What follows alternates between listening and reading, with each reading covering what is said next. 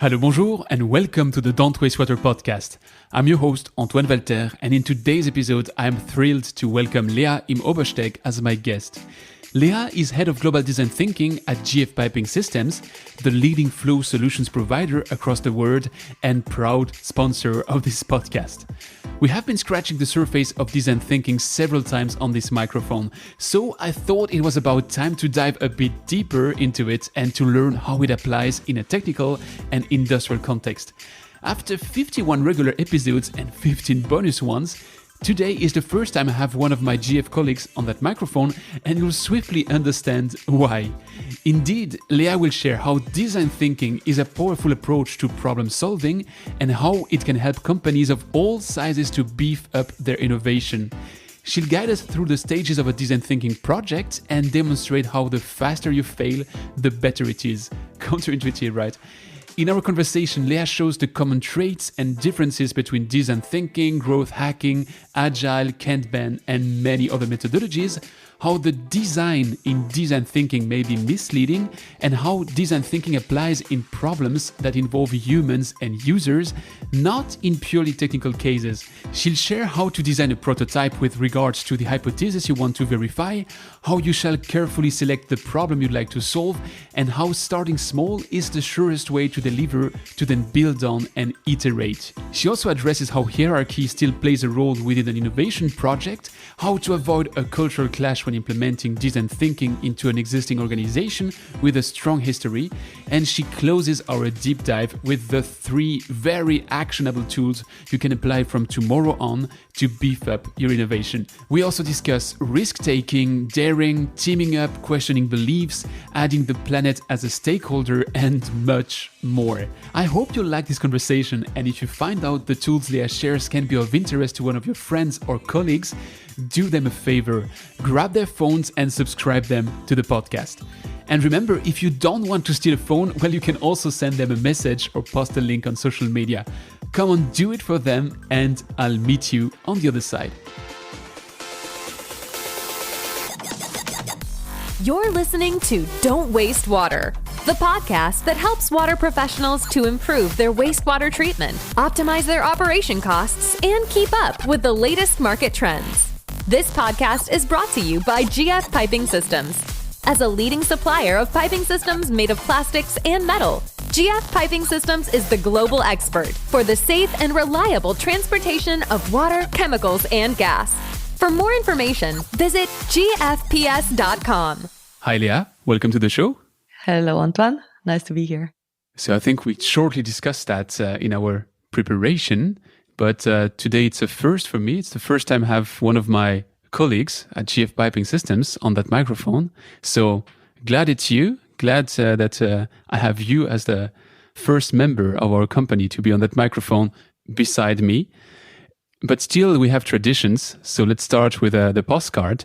Today, I know where you are because we're sitting in the same room. Doesn't happen that often neither. We're in Schaffhausen. Do you want to tell me something about Schaffhausen or the place you live? What would be your postcard? Perfect. We're in beautiful Schaffhausen, where I was actually born and raised. I left the place You're a real local. Yes, truly local, gone missing. So I currently live in Zurich.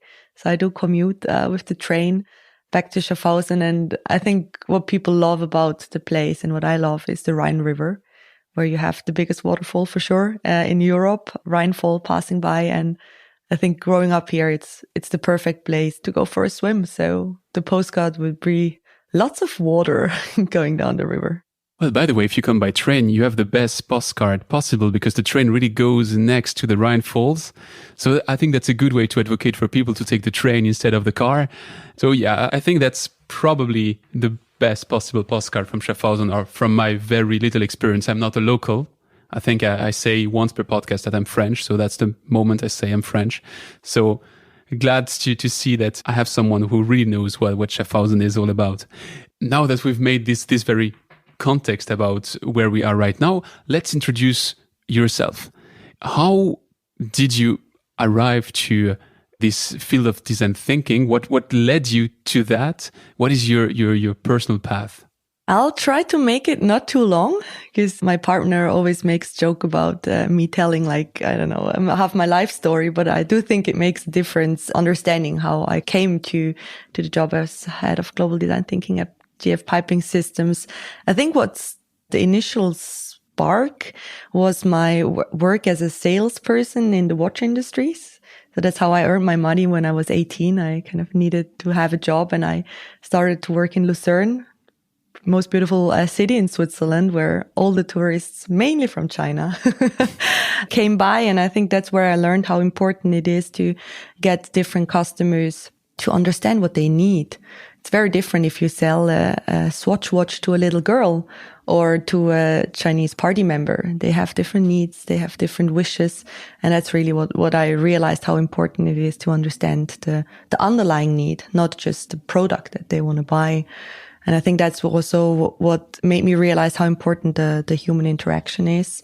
When I was working at the Swiss consulate in Shanghai, I just realized you need several stakeholders. You're never alone. You always need to have your partners, your organizations like Swissnex, Pro Helvetia. You never do things alone in order to be successful.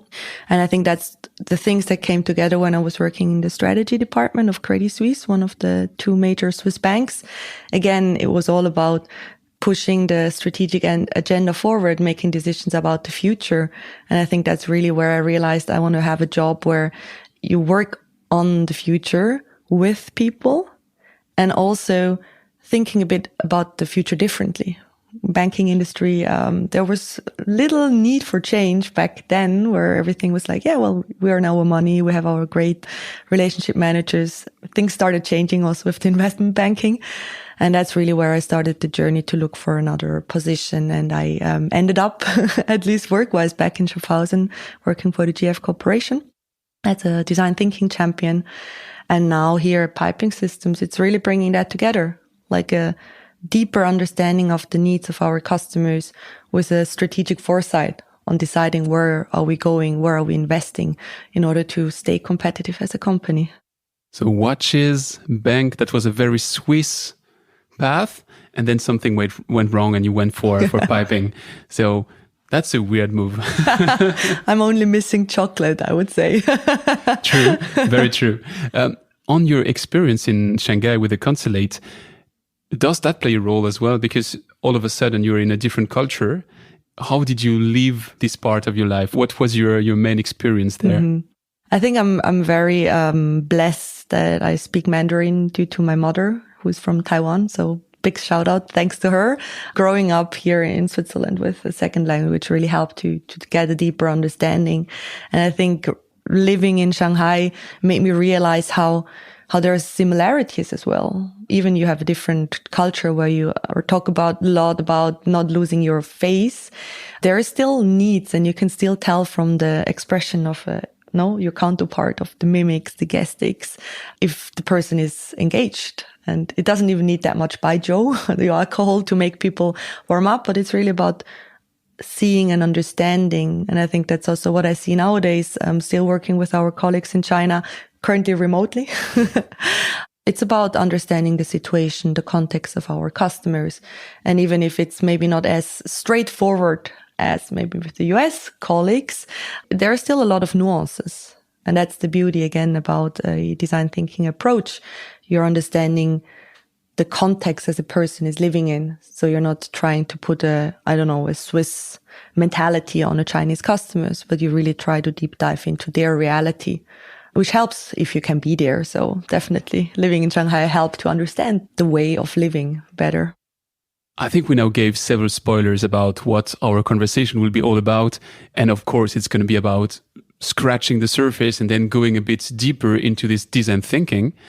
I have to say, design thinking is a topic that we've touched on that microphone several times, but really touched, like we put it there and never entered into design thinking. So I have to say, we could almost say that we're, on my end at least, we, the water professionals, are still a bit virgin or muggles when it comes to design thinking. So I'll keep one question in the fridge, which is what you're currently doing as a design thinking champion and head of design thinking at GF. So let's come to that a bit later. Let's start by defining design thinking. What is it all about? I'm trying not to give the school book definition because I think that's something you can Google afterwards. For me, design thinking... Well, I Googled it. Yes. And when I Googled it, the first answer who came from Google is there is no one definition. So I think even Googling isn't really giving you the direct answer. Perfect. Then let me give my very personal subjective definition of design thinking then. I think design thinking is a methodology, but also a way of approaching problem solving.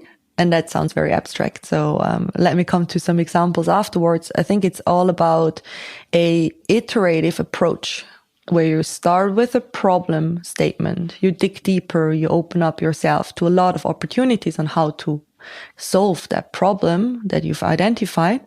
And then you come up with different ways of working in a very interdisciplinary team. I think that's also some key component for me about the way of working. You never do it alone. Like this innovator that's sitting in his corner. I think it's a lot about recombining things that are already out there based on a human need. So I think that's the part where this human-centered innovation approach comes in for design thinking. And as I mentioned before, we started actually to put in the planet also as a stakeholder. So for us, slowly but steadily, design thinking is not just a human-centered innovation approach, but also a planet-centric one. That is the concept that we discussed a bit with Denise Moll on that microphone. She was talking about ecological design thinking. I think this is an approach which is at least in the air. So if I get it right, the root of design thinking is this empathy element. You need to connect yourself to something, be it the planet, a human, the nature in the case of biomimicry. So how do you develop this empathy? What is it all about? I think it's great to start with empathy. And I know, coming back to the frame, I try to explain it to my grandma normally. It's thinking as a designer where you need to empathize with the future user of your products or your services. So why do you have a chair? Is it for sitting? Is it for showing off that you have a lot of money and you can afford a very expensive chair in your beautiful home? I think that's really where it starts. Empathy. A nice quote from a colleague yesterday. He's about to retire. He's been working in a company for 40 something years. And he said, "Oh, I hate these people that studied innovation, right? They don't know how to do innovation." And I think he has a point. You can learn a process, you can learn a way of thinking, but empathy is something you need to practice every day. You can start with your partner, your kids, your family, and it continues with your working colleagues, and then it goes out to your customers. So listening, I think I've mentioned that many times in a lot of conversation. It's about truly listening and not already have an answer in your head. So when have you really listened to a person without starting your sentence? And there was a nice discussion we had a few weeks ago. If your steering committee answers after 2 seconds, once you finish your pitch, they already had their answers ready while you were pitching. And I think that's really where this empathy part starts, to endure the silence and endure that it's not about giving an answer, but really trying to understand, okay, what's the reality of let's say a planner that is designing a new building, and not just trying to give him the solutions, but start to understand the problem. So I think a small tip now, what I try to do every other day is enduring like a 5-second silence when you're listening. And that's pretty long. That was 5 seconds.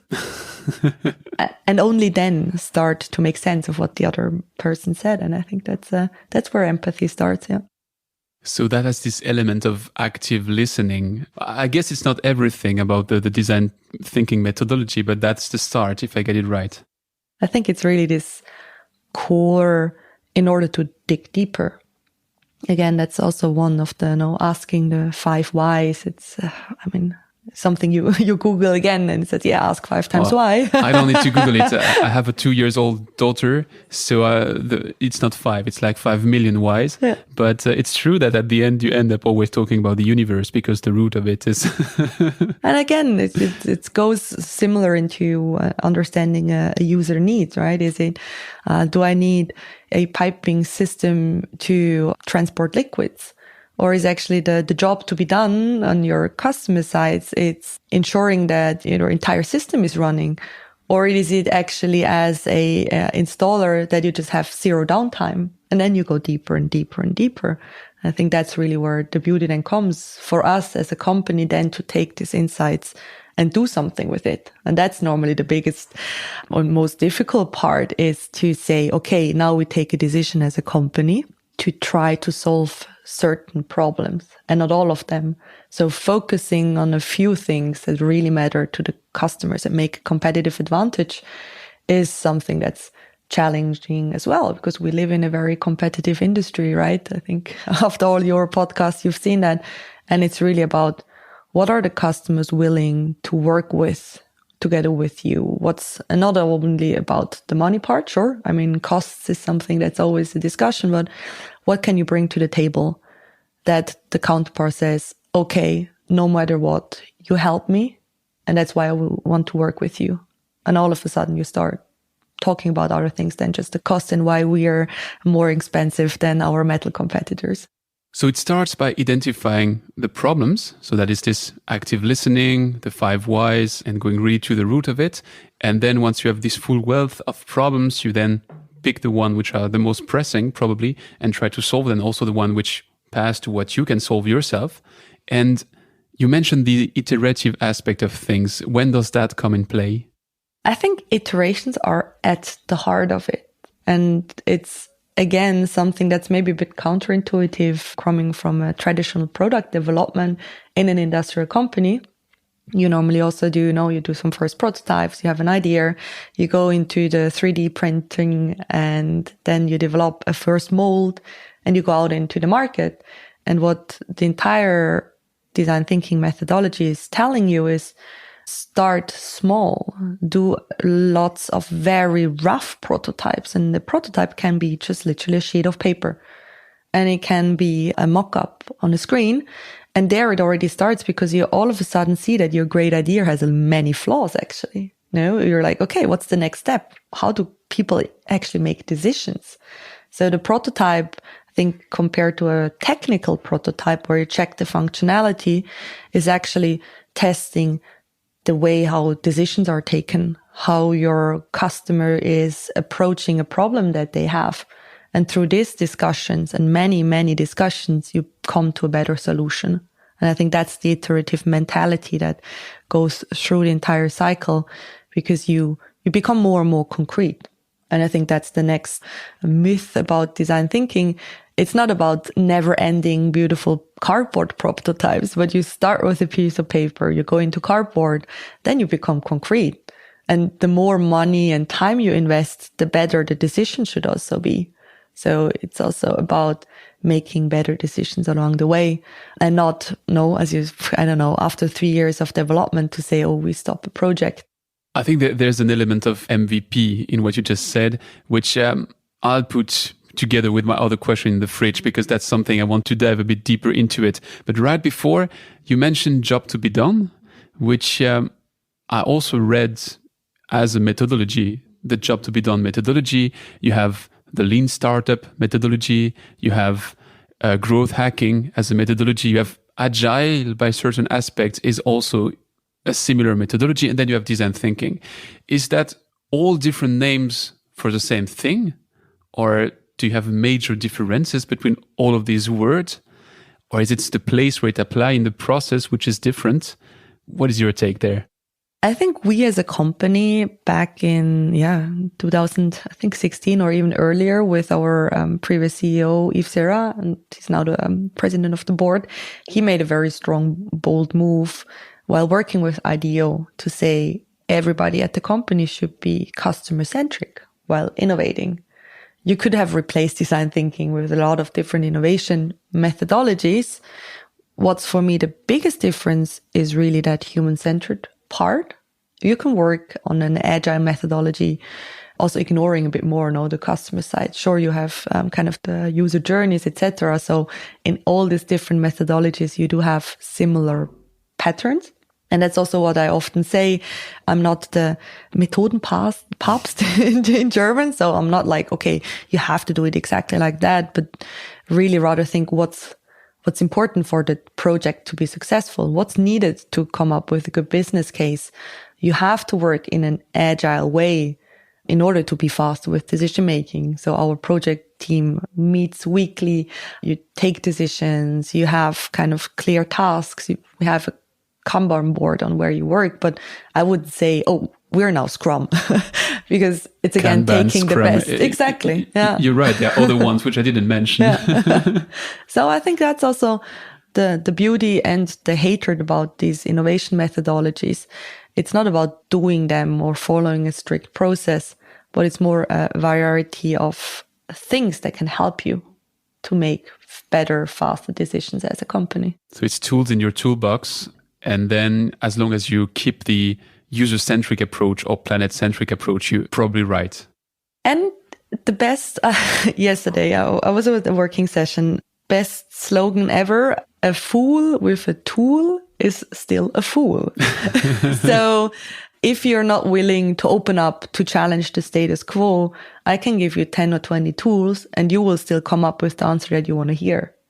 So I think it really starts, and I have a lot of discussions about that. It starts really with the mentality, the mindset, the DNA on how you as employee of a company approach things. Have you already fixed your solution? Then I don't need to give you any tools to work on. If you say, actually, no, we need to develop a new solution because water becomes more scarce. Okay, let's have a conversation and let's think of how you can figure that out. There's one element, if it's a tool, and we're not fixed on design thinking itself.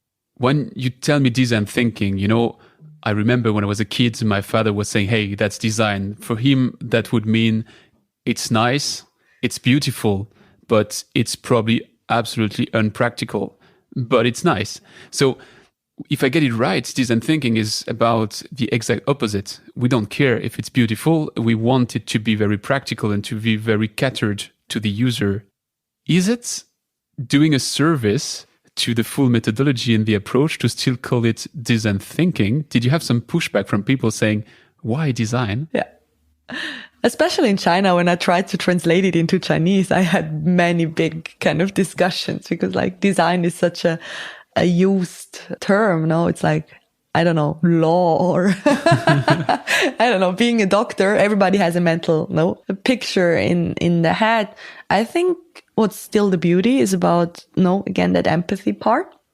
And then looking into the question in the fridge about the MVP, thinking about an MLP, we said, minimum lovable product, it really will help the success of your product, of your service, if you have fans in your customer base that are willing to buy something. So I love to steal the basic idea about design to understand what's the need. And again, the thinking part, somebody had to come up with that name. I think it was in the 60s where IDEO made the whole methodology a bit more mainstream. No, I think if you do a research on Google on publications, there is definitely a spike in the last 40, 50, 60 years where companies realize that may be one of the ways to help them to stay competitive in the market. Again, it's not the only solution. Many discussions here also with our management team.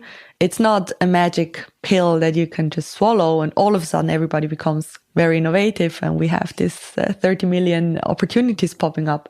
It's more about in the everyday having everybody along the value chain, from our sales colleagues out in the market, from our R&D teams, really thinking, why am I designing something? To again, bring in our colleagues from marketing to make the storytelling right. That's for me the real transformation where we as a company are really on a very good journey, I would say. Very practically speaking, when would you use design thinking? What is the trigger you see out there in the environment where you say, hey, that is the point of time I have to start using it? I like to take two aspects into it. One is there a human problem? Is it solely technical and you already know everything out there? Then no need to kind of go very deep into the discussion. You remember complicated versus complex. So if you have a complicated problem, meaning you have problem A, you know you need to build a car and you know exactly what to do to build that car. You don't need to question the car building. The same here with an existing valve. If we know everything, you don't need to go into all the details. However, if you have a complex problem where you're like, how can we survive and help our customers to build more sustainable solutions to save water? There you have several complex aspects, right? How do you save water? For whom are you saving it? What's the things that are there? What's the possibilities to go beyond? And there, design thinking can really unleash its full potential. And that's also a big discussion we have here in the company. Like, have you done design thinking? It's one of the most stupid questions. It's more, have you thought about your users? Have you worked in an interdisciplinary team? Have you used the data gathered for decision making? Or did you take your decision because you already knew it? And that's the discussions that I would like to have rather than saying you should do it or not. We have a lot of colleagues. I do some coachings once in a while in communication or in HR. They come and say, we want to redesign the website. Do you have an hour? I just want to make sure that we, involve our users. We have a new talent management program. I just want to ensure that we have covered the right personas. And that's for me a beautiful way of applying design thinking, even if it's not the next, 30 million thing coming out. But maybe, who knows, if an employee gets the chance to bring in their ideas, probably that's the next big cool fit program that we've launched. And I think that's really where design thinking should be applied. So design thinking is not a gatekeeper. It's not one of these gates that you have to undergo. It is, as we said before, a tool in the toolbox, which is here to remind you to put the user at the center of everything that you want to develop. You mentioned now several times the multidisciplinary aspect of it. Does that mean that if I go out and start discussing with all my customers and try to put them at the very center, but I do that all alone, that I'm wrong?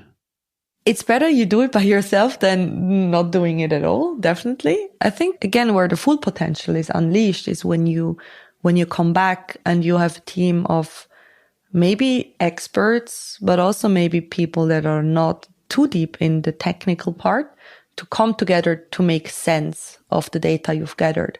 Because you have a perspective. You can be, as we said before, as open and as wondering as your little kid. At the same time, you still have direction because you come from business development side. So it's actually important for the process to bring in also people from a different element. Product management colleague that really knows the market well, bringing in a technical expert that will help you to understand what's feasible or not. Bringing in a customer research expert that will really say, have you dig really deeper? Or is that actually an answer that you wanted to have? That's why you asked the question. So the team will help you, again, to make better decisions. Let me take now out of that fridge this element of MVP, which in between became an MLP, because your definition is minimum lovable product. My question here is that we are in an industrial context, and on that microphone, we were regularly discussing about water companies, developing processes, sometimes the technology that comes from the International Space Station and is brought back to Earth, sometimes something which is, we've always done it that way, and then we take a new turn on it. And here I have a hard time figuring out that with mock-ups and cardboard, I can already have something where my user can grab it sufficiently to extract valuable information about what I'm currently developing. How wrong am I with that preconception? It depends a lot on the stage of where your project is. So again, if you take now industrial company, piping systems, where we are, there will be a moment in time, even before starting a technical development, that we're still searching for the real problem. And a cardboard prototype, as I've mentioned before, can help us. It's more like a mean of communication. it's a provocative thing to put a cardboard prototype in front of an investor and having them speak and make sense of what they see.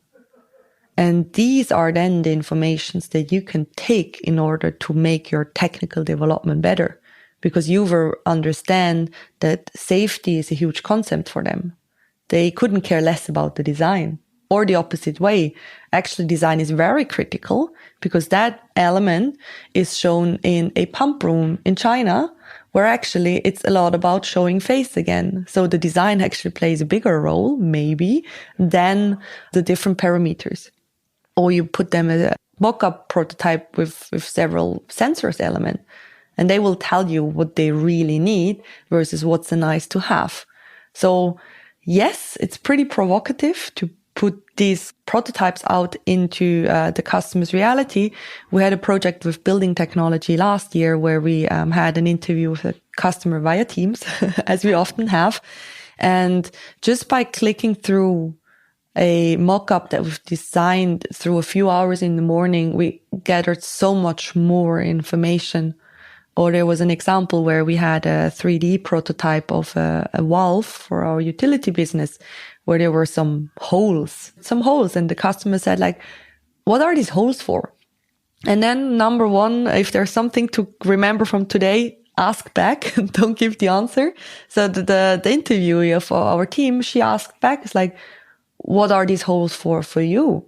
What do you see in these holes? And then the customers came and said, yeah, that's actually like a hook, right? Because you could insert a hook because the valve is down in the trench. It's dirty. It's hard to get. So actually something to lift the valve. And we were all stunned there. It's like, well, that's interesting because we thought about sensors. So we realized again, if you create something for the utility market, which we know already, it's really important because the real life conditions are so different from our R&D departments here, maybe in beautiful Schaffhausen. So that means that this prototype element is almost breaking a pattern. You want to strip down your idea to its simplest form so that you don't distract the user with something which might prevent him from giving you his real truth. Mm-hmm. But how do you decide on the right size to go with your minimum? Because minimum means it's still not nothing, it's something. So how do you size your prototype? Again, that's really something that you can't get out of a book, just saying, okay, at this stage, you need to have that prototype. It really depends on what is the reaction you want to trigger. We have that a lot also currently in the current project where it's all around circular economy. What do we want to figure out? We're very broad at the moment. So we realized that our prototype, there's so many aspects and it's like, okay, that's probably a bit overwhelming. So we need to come back and define the set of hypotheses that we want to test. And based on that, we define which elements the prototype needs to have in its core. If your hypotheses and the uncertainties you still have are mainly on the technical side, then focus on the technical elements, right? Where is the switch need to be? Know what's kind of the connection, etc. These are things, if that's the only thing missing. However, if you're more targeting uncertainties regarding market requirements, you can go into having a prototype all around, okay, how do you access your market? What are the channels? Making a customer journey and asking them to rate actually what's true, no? Do you go through a distributor? Do you go through your local dealers? Do you do direct selling? There's no right and wrong. Look at your project. Look at the highest uncertainties you have and the information that you need and design the prototype for these elements, which, I mean, never ending learning, right? Something we both share, you never stop learning. There's always parts where you come back from a testing and said, we should have asked this and that.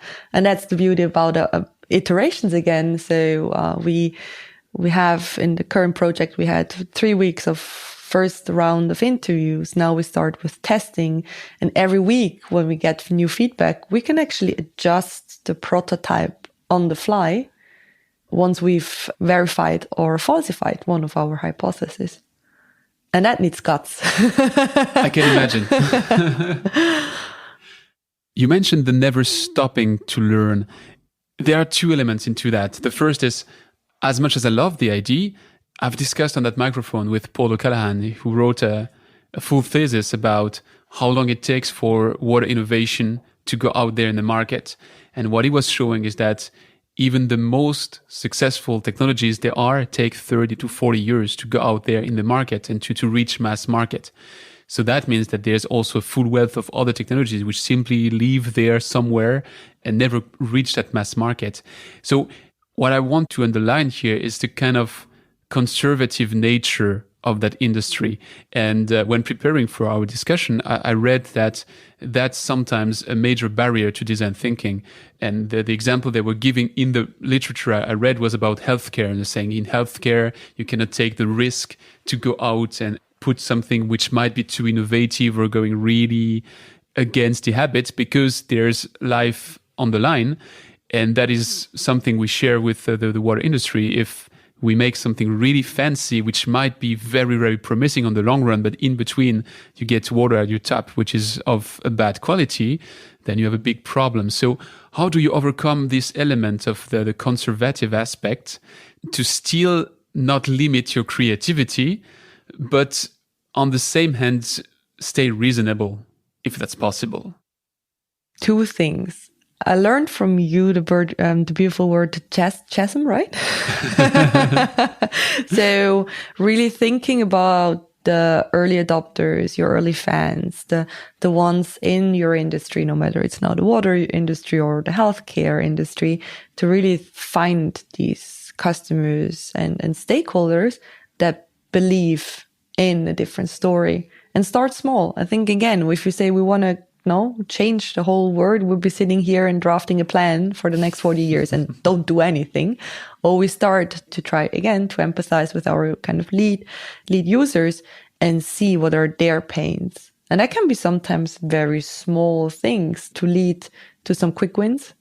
And then also having that bigger vision in mind and designing backwards, saying, okay, what is needed to make that vision happen? Who are the regulatory bodies that we need to go on early? Who are the decision makers in that field? And I would like to take an example actually from the healthcare industry. I've talked to the founder of Curiosity. So it's cure, not from curing, and curiosity.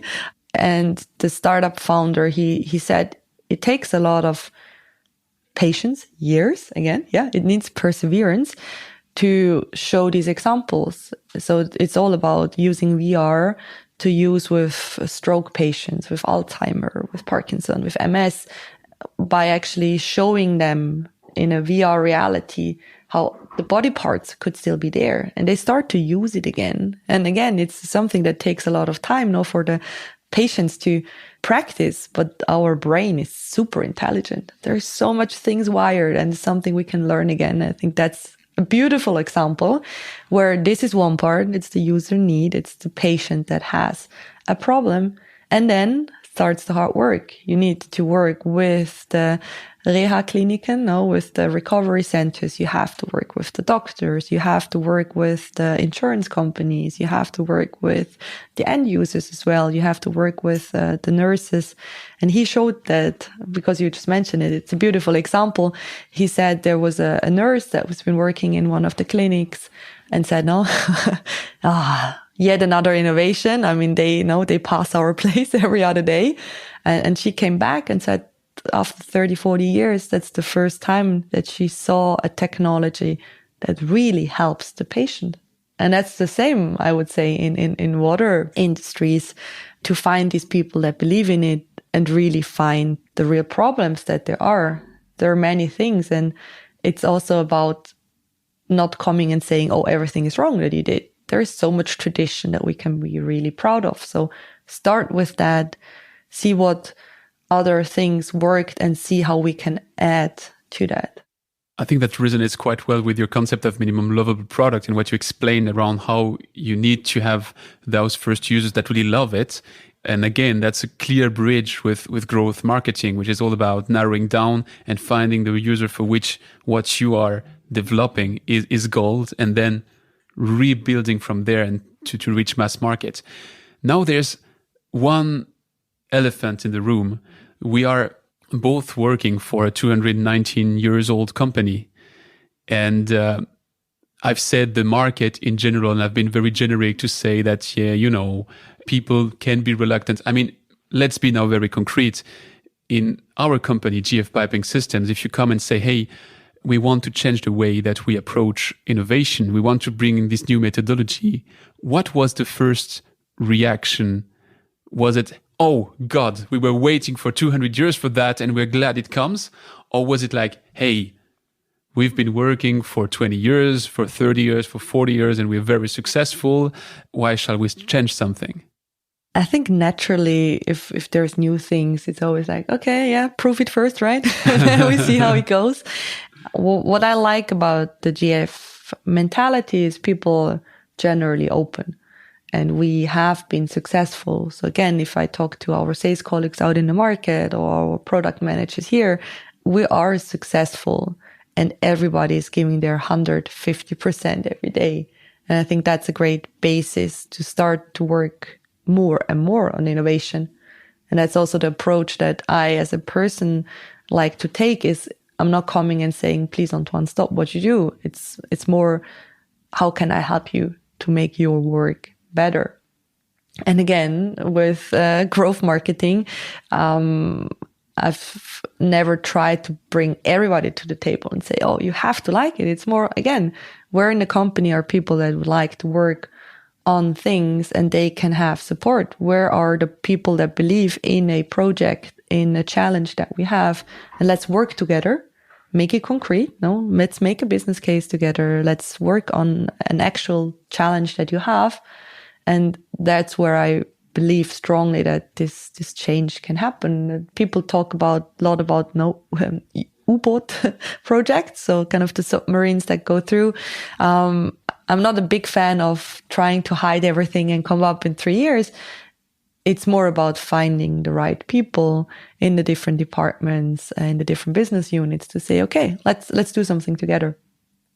And that's where kind of the whole thing comes, which, you said failure and learning from failures. When I was working at corporate, we started a lot with awareness. The topic was mainly about creating awareness. And we did a lot of one-day trainings and people loved it. It's like, oh, beautiful Post-its. But you couldn't be far away from the reality.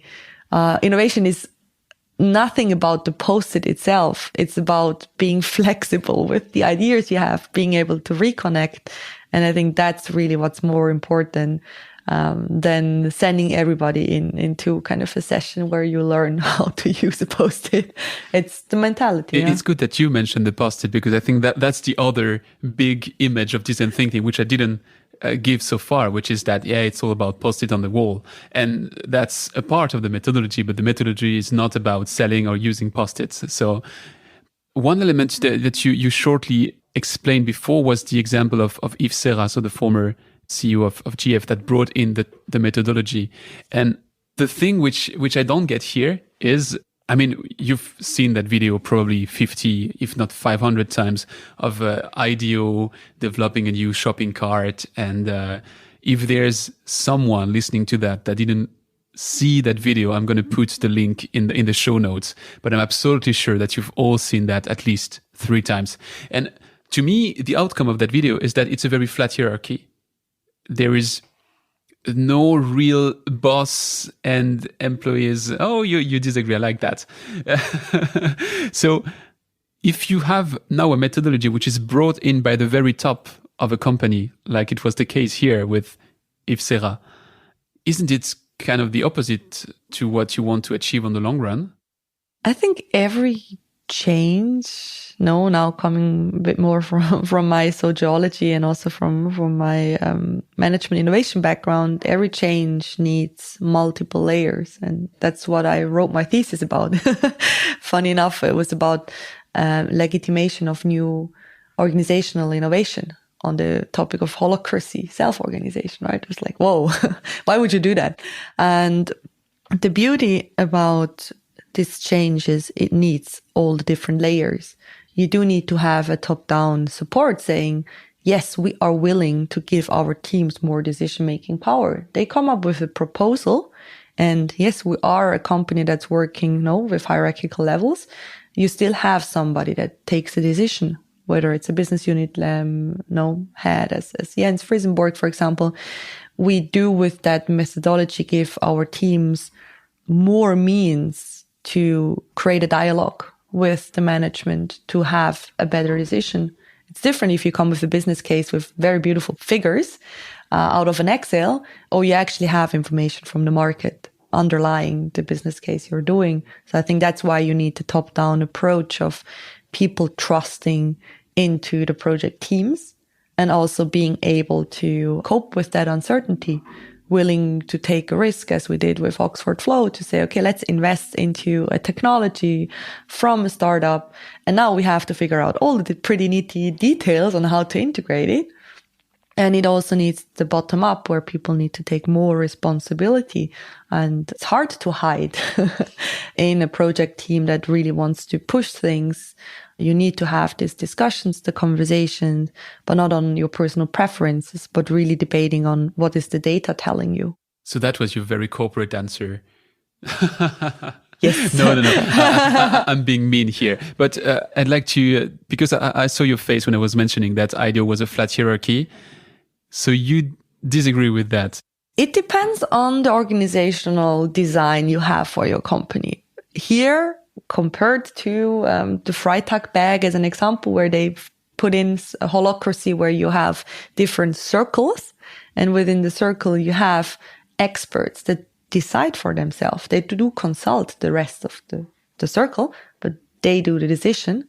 Versus at GF, we still have a structure where we still have for every project a steering committee. So as long as we have that structure, it's never a flat hierarchy. You maybe have a flatter hierarchy in the project team because you say every subject matter expert has a voice. And if I'm now an idea lead, so putting a project to the next level, it's not me deciding alone on what we do next, but I consult the team, I consult the data that we've gathered, and based on that, we put in a decision as a proposal. So it's the same with the shopping chart example. There is still the management of that supermarket coming to decide if they do it or not. So I think that's something that's a very nuanced that this video is actually not showing. You're still embedded into an organizational reality. Same here at GF. I shared the example with you last time, right? We are a company that has a tradition. So also shareholders expect us to have a stable return on the invested capital. So we probably will never go and beyond craziness with all our ideas. At the same time, they also expect us to stay innovative, come up with new ideas, because that's what made us successful the last 200 years. So my corporate answer 2.0, we still have the structures. But again, it's a much lower hierarchy because I can ask and talk directly to a business unit head, and an intern can be part of a project and has in his role as a subject matter expert a pretty important voice also for the project. So yes, there are less hierarchies because, the decisions are made differently, definitely. We scratched the topic of failure, and that is the last big stop I would see, which would prevent people to go into design thinking. I mean, the old traditional way of doing innovation, that you develop everything and you, after 3 years, you put it out there in the market, and then sometimes it's a big hit, sometimes it's okay-ish, but it's never or it's rarely a big failure. So it's quite good for your ego. Probably not a good return on investment, but it's quite good for your ego. And now I'm going to make an exception and tell twice in the same podcast that I'm French. So to take an outsider view, we are working in a Swiss-German company with a lot of this German culture. And I would say, if you add that additional layer of Germanism on top of the traditional way that business don't want to fail, here, when you fail, you not only fail, you also lose your face. So how counterintuitive is it to now tell to those same people, you know what, you shall fail fast and iterate from your failures? I think, especially in the Swiss-German culture as well, I mean, Fehler machen, that's something you learn as a little kid. Mach kein Fehler. So I think, and I think even in Chinese, there's not a lot of words for that. So I think it's not in the human nature. I think you're an interesting mix to that extent, because I would say if you ask me to name two cultures which hate failure, I would say German culture and Chinese culture. So you're a mix of those two failure-averse cultures, and still you're working design thinking. You must be really crazy. So my non-corporate answer to that, it is really about giving the people again means to learn and think. We had a huge discussion here in the company now about different failure types. It's okay to, to create an experiment. Where we have in a hypothesis-driven environment, what design thinking is all about, to make tests and fail. And then it's all of a sudden not a failure, but it's an experiment that proved A or B. Mm-hmm. And that's something I really love, is actually reframing the word failure. Because there are some things, when you have a machine, you have to ensure that the things are running. If you work in a nuclear power station, there are some things where people need to learn with pressing the button. I love that example of somebody. I'm bad in quoting. People had to learn to say, you rather press the red button once too often than not at all, and then you screw the things up. So that's a very different environment to take decisions, making failures, versus in an innovation-driven environment where you ideally actually have hypotheses that you want to test. And that's also what I would love to see in the conversations we have, is being very honest about very tiny failures we have now and then. It was 2 weeks ago. It was a stupid example, but we were organizing interviews for our current project. I was trying to organize 5-6 different meetings internally and externally, and everything was settled. And I was like, oh, good. And I got a call from one of our sales colleagues, and it's like, weren't we supposed to have a meeting now? So I forgot to invite the expert for the expert call, which is something so small and so that's not a very important failure. It's at the same time so important to talk about all these human flaws that we have and showing that it's not bad in order to prevent bigger fails. And that's the same in projects. It's very hard to work on the sunk costs that you had, because nobody wants to stop a project that everybody actually knows that will fail. And that goes back then to the trust in the company to say, are we data driven in the end? Like we have the feedback from the market. Are we still willing to do that?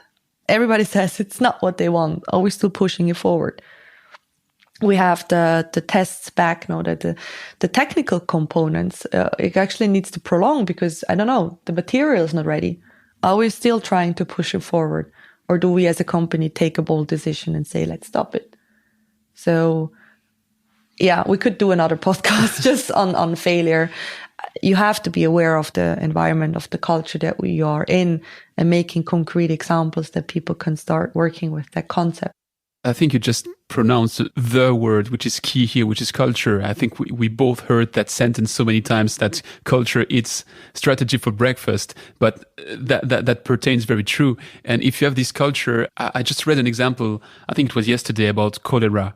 In the beginning of the 20th century, cholera was believed to be a disease which was spread by air.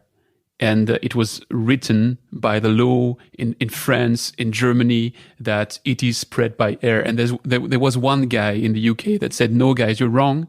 It's spread by water. And that guy for a decade was considered as mad, as crazy. And he persisted. And he was able, at the end of the day, to prove he was right and everybody else was wrong. When you tell this kind of story, then it gives you this impression that you shall take all your projects and push them, whatever you hear from people, because go on, keep pushing, it's going to be right. Whereas what you said about early failure is exactly what you want to avoid. Not that you want the guy who is right to stop on the way, but you want him to make so many small experiments that if he's right, he gets a proof every second week that he's on the right path, so that at least he knows why he keeps pursuing his project. And where I'm heading with this very long question is, I read another book which is called Creative Confidence, which is written by the brother Kelly, one of them being the founder of IDEO. And the point they have in the book, which is very valid, is that you need to be confident in your ability to be creative in order to be creative. It is a self-creating process to be creative. So now if you're failing every second day because you're following the process and you're doing it really the right way and you're trusting the process, don't you come at some point to a moment where you're thinking, well, all my ideas are crap, I better leave innovation to someone else? That's very deep question with a lot of different aspects. And trying to figure out which one to pick out of it. I think there's two extremes, as you just said before. I think what we want as a company is that our people do have an entrepreneurial spirit. So they believe in a cause. They now take up the sword and she's running into kind of the future. What as a company is important is also that we have a clear strategic direction where we go. So defining the play fields for our people to go crazy. If we decide we don't want to go into, water on the Mars, okay, well then we know what's the play field, right? That's before even starting, because we're in a company, we are not the guy with cholera, which is bad enough as an example. We have to define kind of more or less the boundaries. How willing are we to take risks? Do we have a pot where we say, okay, we want to work on transformational stuff that's maybe only 10 years?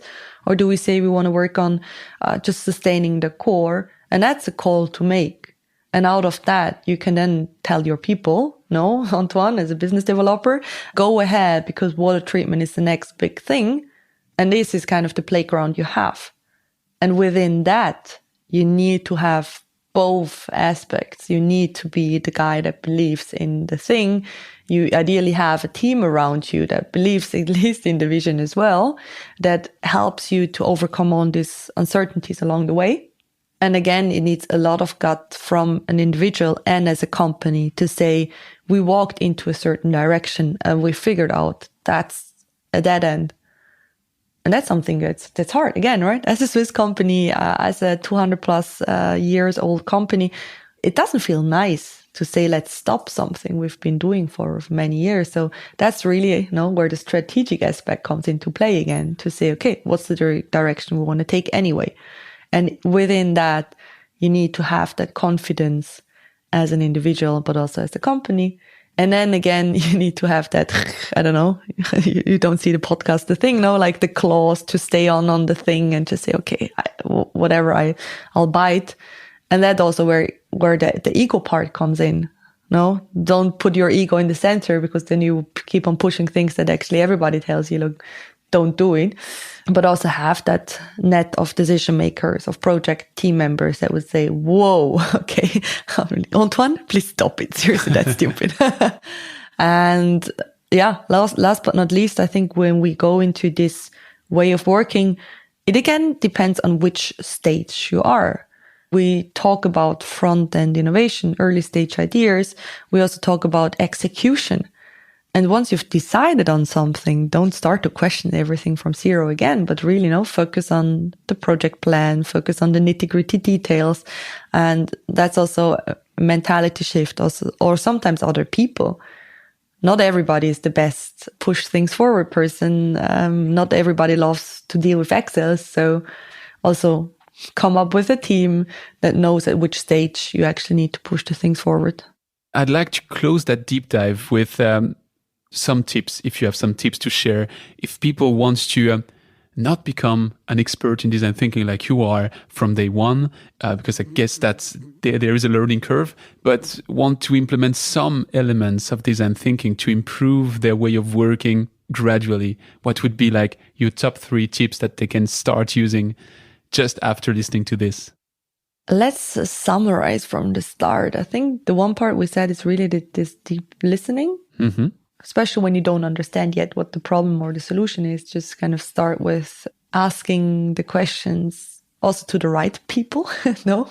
So do your stakeholder map, think about the potential customers, think about the customers of the customers, and also the different partners you have.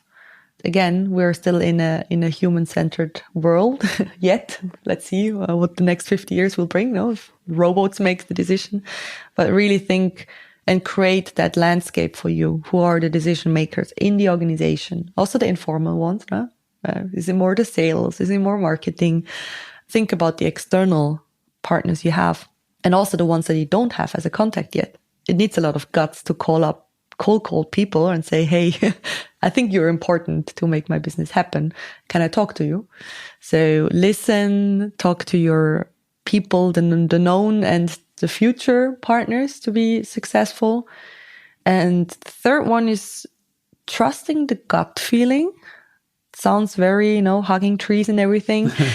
We humans are all based on our experiences and everybody brings that to the table. So scanning, understanding where the data is coming from, and then asking oneself really honestly, is that something I believe in? Shall I continue? Is there somebody that is missing on the journey? Do I need to have another talk with that person? When to stop and when to continue to fight? I think we have a very elaborated over millions of years established system within self. So yeah, listen to that gut feeling. Lea, it was a pleasure to have this deep dive with you. I propose you to switch to the rapid fire questions. Sure.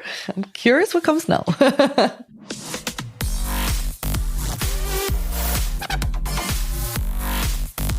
It's time for the rapid fire questions. So in that last section, I'll try to keep the questions short. So if you can keep the answers short as well, it's better. But you'll see that I'm always the one which makes it much longer than it should. So let's start with the very first question, which is, what is the most exciting project you've been working on and why?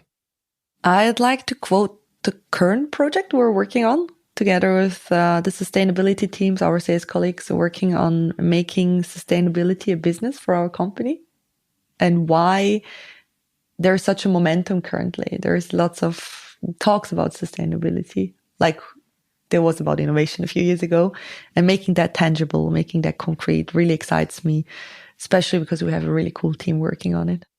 If you want to go a bit deeper into that topic, I can recommend you my discussion with Alice Schmidt and Claudia Winkler on that microphone. I think it was Claudia bringing up that sustainability is a 12 trillion per year business opportunity. So it's like you're doing good, and when you're doing good, you're creating 10% of the world's economy. Yeah, I'm glad that you're working on that. What's your favorite part of your current job? What I love best is also the biggest challenge.